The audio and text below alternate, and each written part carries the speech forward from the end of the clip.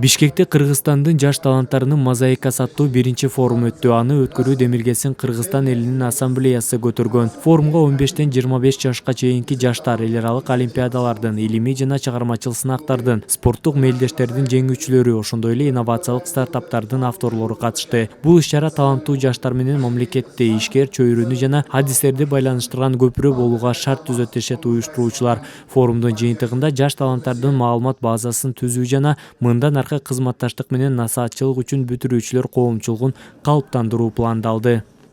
Стартап деп коет, бул жердеги ошол биринчи баштаган иштери, экинчи жагынан жаңа ачылыштарын көргөзүп атат.